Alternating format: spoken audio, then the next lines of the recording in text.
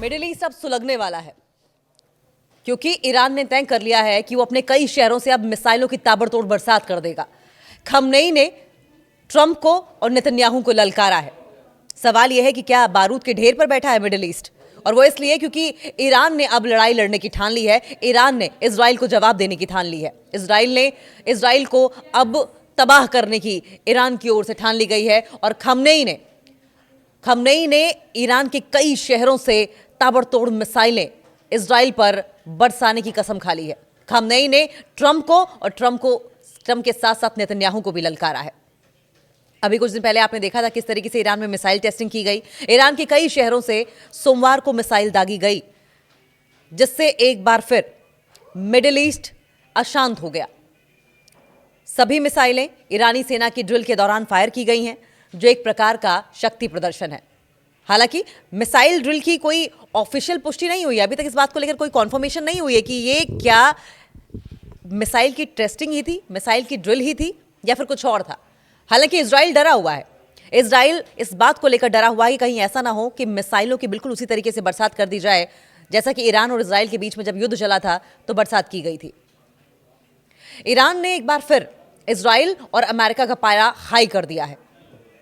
ईरानी परमाणु ठिकानों पर स्ट्राइक के बाद खमनेई लगातार अमेरिका और इजराइल को मुंह चढ़ा रहे हैं। एयर पावर में कमजोर ईरान तेजी से सैन्य पावर बढ़ा रहा है, बहुत ही तेजी के साथ अपनी मिलिट्री पावर को बढ़ा रहा है। जो सीक्रेट सोर्सेस के मुताबिक ईरान के पास अब एयर डिफेंस और रशियन फाइटर जेट्स भी है। आप देखें कि एली हैं दोनों, रशिया और ईरान, और ऐसे में रशिया से समय समय पर जो मिलिट्री इक्विपमेंट्स हैं, वेपन्स हैं, वो ईरान को भेजे जाते रहे हैं, उनकी मदद की जाती रही है। और ऐसे में अब एयर डिफेंस सिस्टम के साथ साथ फाइटर जेट्स भी रशिया की ओर से भेजे गए हैं। और इसकी अगली कड़ी में ईरान ने अपने अलग अलग शहरों में मिसाइल ड्रिल करके शक्ति का प्रदर्शन किया है। जो जानकारी मिली है उसके मुताबिक ईरान ने सोमवार को देश के अलग अलग शहरों में मिसाइल का अभ्यास किया। सरकारी मीडिया ने यह जानकारी, जो वहां पर विटनेसेस थे, चश्मदीद थे और नाम न बताने वाले सूत्रों के हवाले से दी है। यह इस महीने में दूसरा ऐसा ड्रिल होगा, यह इस महीने का दूसरा ऐसा अभ्यास बताया जा रहा है। एक न्यूज चैनल है एनबीसी न्यूज की रिपोर्ट के मुताबिक अमेरिकी राष्ट्रपति डोनाल्ड ट्रंप को इजराइल के प्रधानमंत्री बेंजामिन नेतन्याहू ने यह जानकारी दी थी। ये जानकारी देने वाले थे कि अगर ईरान अपने बैलिस्टिक मिसाइल कार्यक्रम का विस्तार करता है, अगर ईरान अपने बैलिस्टिक मिसाइल प्रोग्राम का एक्सपेंशन करता है, तो ये एक बहुत बड़ा खतरा बन सकता है। ये बहुत बड़ा खतरा इजराइल के लिए बन सकता है। ये बहुत बड़ा खतरा उन तमाम देशों के लिए बन सकता है जो इजराइल पर अभी तक नजर गड़ाए बैठे थे, जिसमें हो सकता है सुपर पावर अमेरिका भी शामिल हो, और इस पर तुरंत कार्रवाई की जरूरत पड़ सकती है। नेतन्याहू ने इस बात के लिए ट्रंप को आगाह किया था, क्योंकि नेतन्याहू डरे हुए थे, इनसिक्योर थे, और इसलिए पहले ही इस बात को लेकर आगाह कर चुके थे। वो मिसाइल लॉन्च का वीडियो सिक्योर लाइन पर वायरल हो रहा है।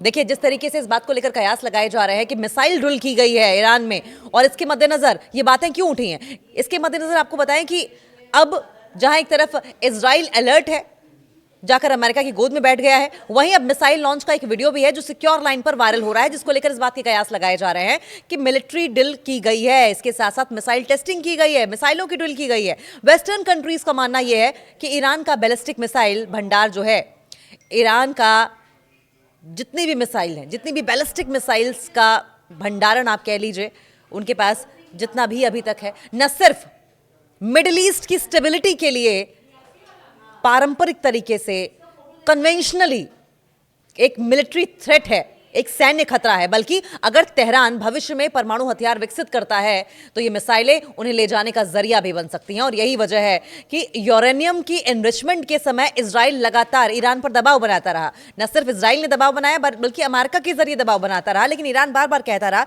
कि हमारा कोई मकसद न्यूक्लियर वेपन्स बनाने का नहीं है, हमारा मकसद सिर्फ एनर्जी रिसोर्सेज को डेवलप करने का है, जिससे कि ईरान की जनता का भला हो सके।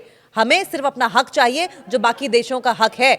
एक देश के तौर पर हम यूरेनियम एनरिचमेंट करके सिर्फ अपना हक लेना चाहते हैं। लेकिन ये बात इजराइल को और अमेरिका को समझ में नहीं आ रही है, और अभी भी इजराइल को इस बात का डर है कि अगर तेहरान फ्यूचर में न्यूक्लियर वेपन्स डेवलप करता है तो ये मिसाइलें उन्हें ले जाने का जरिया बन सकती हैं।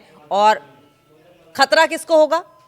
ये मिसाइलें कहां जा सकती हैं? इजराइल, जाहिर है। और यही वजह है कि बेंजामिन नेतन्याहू बहुत ज्यादा खौफ खा रहे हैं इस वक्त। हालांकि ईरान लगातार इस बात का दावा कर रहा है, लगातार इस बात को क्लियर कर रहा है कि उसका परमाणु बम बनाने का कोई इरादा नहीं है। ईरान के सरकारी ब्रॉडकास्टर और सेमी गवर्नमेंट न्यूज एजेंसी है नूर न्यूज एजेंसी, इसका एक टेलीग्राम चैनल है और उस पर ऐसे वीडियो शेयर किए गए जिनमें मिसाइल लॉन्च होते हुए दिखाई दे रही है। हालांकि इनमें यह साफ नहीं बताया गया कि लॉन्च कहां से किए गए हैं। ईरानी मीडिया ने मिसाइल ड्रिल को नकार दिया है। जाहिर है अपना वर्जन भी ईरान रखेगा।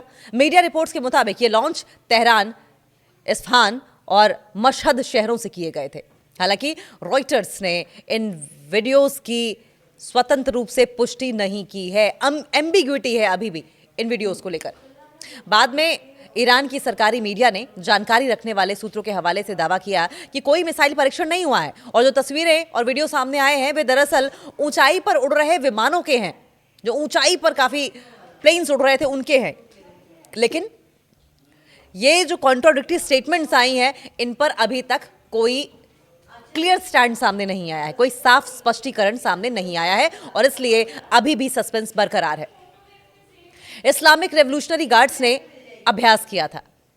एनबीसी की रिपोर्ट में यह भी कहा गया है कि इजरायली ऑफिसर्स इस वक्त चिंतित हैं, उनकी हवाइयां उड़ी हुई हैं। ईरान उन न्यूक्लियर एनरिचमेंट ठिकानों को फिर से एक्टिव कर रहा है जिन्हें अमेरिका ने जून में बमबारी करके डिस्ट्रॉय कर दिया था, नष्ट कर दिया था। और इसी वजह से इजराइल ट्रंप प्रशासन को ईरान के मिसाइल प्रोग्राम पर दोबारा अटैक करने के ऑप्शंस पर ब्रीफ करने की तैयारी कर रहा है।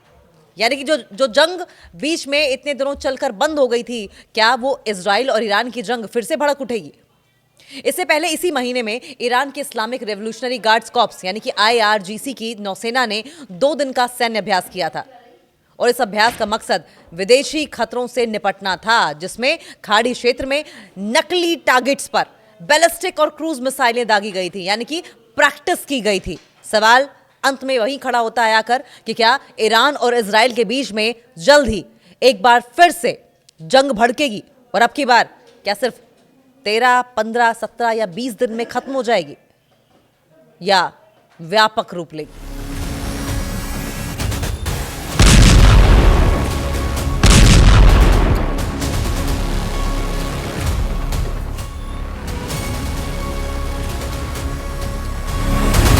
सऊदी अरब में बर्फ दिखाई दे रही है। हैरान रह गए आप? सऊदी अरब में आमतौर पर रेत देखी जाती थी, सूखा देखा जाता था, गर्मी देखी जाती थी, तपती धूप देखी जाती थी। लेकिन अब सऊदी अरब ठंड से ठिठुर रहा है। वहां के ऊंट ठंड से ठिठुर रहे हैं और रेगिस्तान पर बर्फ की मोटी चादर छाई हुई है। सऊदी अरब में 30 साल बाद, सऊदी में 30 साल बाद जो हुआ है उसे देखकर लोग झूम उठे हैं, अरबी शेख झूम उठे हैं।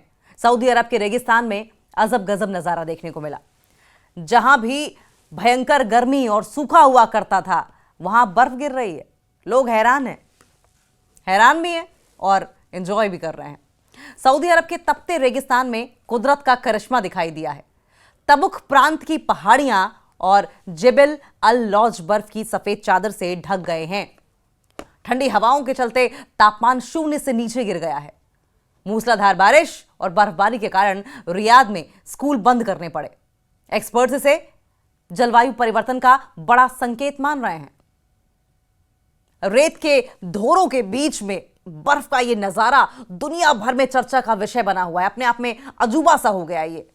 तपती धूप, अंतहीन रेत, ऐसी रेत जिसका कोई खात्मा ही ना हो। दूर दूर तक नजर जाए दौड़ाइए तो सिर्फ रेत ही रेत नजर आएगी।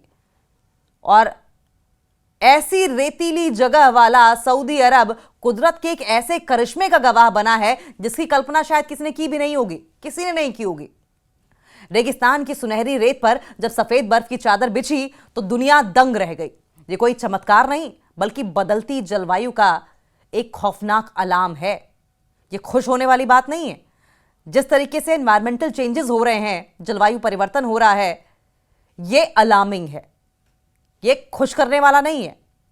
तपते मरुस्थल में हाड़ कपा देने वाली ठंड का ये जो नाटकीय मंजर है, ये हकीकत बन चुका है, ये हकीकत में हुआ है। सऊदी अरब के नॉर्दर्न पार्ट में सऊदी अरब के उत्तरी हिस्सों में कुदरत ने एक ऐसा दृश्य दिखाया है, एक ऐसा दृश्य पेश किया है जिसे देखकर हर कोई हैरान है। न सिर्फ हैरान है बल्कि कई सवाल भी है। तबुक प्रांत की पहाड़ियां जो हमेशा गर्मी से तपती रहती थी, वो अचानक सफेद चादर से ढक गई, बर्फ की सफेद चादर से ढक गई। ऊंचे पहाड़ों पर हुई इस बर्फबारी ने पूरे परिदृश्य को ही बदल कर रख दिया, पूरा सिनेरियो चेंज करके रख दिया है। रेत के धोरों के बीच में बर्फ का ये मेल किसी फिल्मी सेट जैसा एकदम मैजिकल सा लगता है, जैसे कोई जादू कर दिया गया हो। बहुत ही जादुई और बेहद अकल्पनीय लगता है। शायद किसी ने कल्पना नहीं की होगी इस चीज की। लगभग 2600 मीटर की ऊंचाई पर जेबल अल लौज है जहां यह भारी बर्फबारी दर्ज की गई है। ट्रोजना जैसे ऊंचे इलाकों में तापमान 0 से नीचे गिर गया, जिससे कि बर्फ की मोटी परत जमा हो गई। जहां तपती धूप हुआ करती थी वहां तापमान एकदम से 0 से नीचे कैसे चला गया, सवाल यह भी उठ रहे हैं। जहां पर सिर्फ और सिर्फ आग उगलती रेत हुआ करती थी, वहां पर बर्फ कैसे है? बारिश के साथ गिरी इस बर्फ ने स्थानीय निवासियों को उत्साहित कर दिया है। जाहिर है उनके लिए शायद कई जनरेशंस ने नहीं देखा होगा। 30 साल की बात आप कर रहे हैं, 30 साल में कई जनरेशंस आ जाती हैं। उन्होंने शायद इस तरीके से बर्फबारी देखी नहीं होगी, 30 साल के पहले वालों ने देखी होगी। जो छोटे बच्चे हैं उनके लिए नई बात होगी, जो टॉडलर्स हैं, जो यंगस्टर्स हैं। 30 साल तक वालों ने अपनी जिंदगी में कभी इस तरह से बर्फबारी नहीं देखी थी।